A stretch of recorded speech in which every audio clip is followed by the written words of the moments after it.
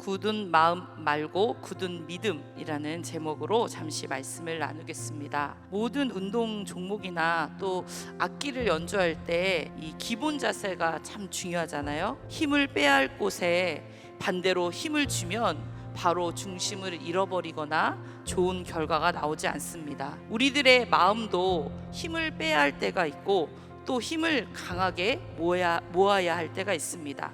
반대가 되었을 때 뭔가 어긋나게 되고 불행한 결과를 초래하게 됩니다. 역대하 12장은 솔로몬의 아들 남유다의 초대 왕이었던 르호보암의 행적에 대한 마지막 기록입니다. 너무나 안타까운 것은 하나님의 마음에 합했던 다윗 왕으로부터 시작된 이 축복의 왕조가 아들 솔로몬 그리고 그의 아들 르호보암 이 3대로 넘어오는 짧은 기간 동안 다윗의 굳은 신앙이 함께 이어지지 못하고 있다는 사실입니다. 이스라엘이 북이스라엘과 남유다로 나누어졌지만 그는 남유다의 초대왕으로서 나라가 견고해지고 세력이 강하여진 축복을 받았습니다. 굳건히 섰던 그때에 르호보암 왕은 왜 넘어졌을까요? 한 리더가 그 마음의 중심을 잃었을 때 그를 따르던 백성들에게 어떤 영향을 주었을까요?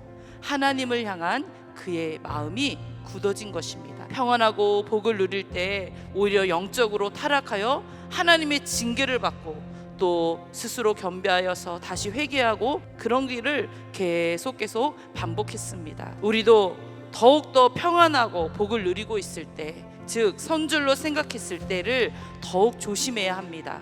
평안하고 복을 누릴 때 이것이 내 스스로 이룬 것이라는 교만이 슬금슬금 찾아옵니다. 구체적으로 르호보암은 우상 숭배를 하지 말라는 하나님의 율법을 버리고 산당과 우상과 아세라 목상을 세웠습니다. 뿐만 아니라 이 남유다에 남색하는 자, 동성애자를 허용했고 이방 족속들의 가증한 것을 본받았다라고 했습니다.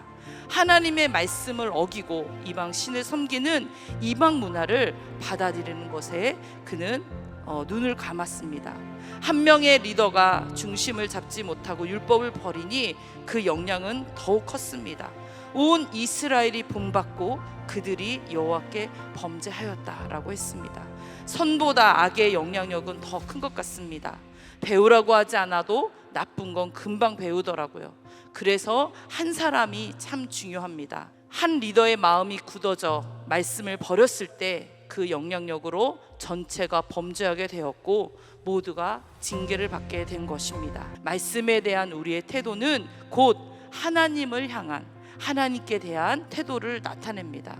말씀을 받을 때 나의 자세와 태도는 어떠하십니까? 예배 시간에 말씀을 듣는 나의 자세는 어떠한지요? 하나님의 말씀을 귀히 여겨 말씀을 매일매일 읽고 계신지, 또한 하나님의 말씀대로 살려고 진정으로 애쓰고 계신지, 말씀에 대한 우리의 자세를 우리는 늘 돌아봐야겠습니다. 이 시사왕의 엄청난 공격으로 유다의 견고한 성읍들을 빼앗기고 예루살렘까지 침공을 당하게 됐습니다. 그리고 선지자 스마야가 이 르호보암과 이스라엘 방백들에게 하나님의 말씀을 전하지요.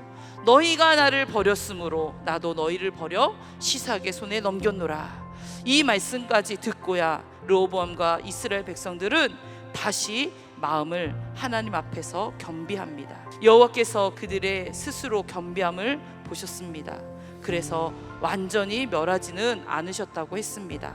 강한 왕이 되는 것은 좋겠지만 스스로 강해지는 것이 아니라 하나님께서 강하게 하심으로 견고해져야 할 줄 믿습니다. 우리는 굳은 마음이 아닌 굳은 믿음으로 주님 앞에 나가야 할 줄 믿습니다. 이 악한 때에 우리는 더욱 정신을 차려야겠습니다.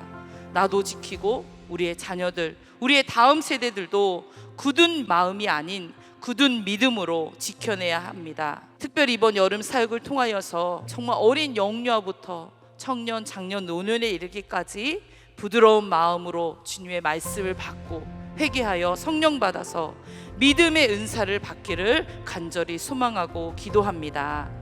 오늘 그런 마음으로 기도하는 우리 모두가 되었으면 좋겠습니다.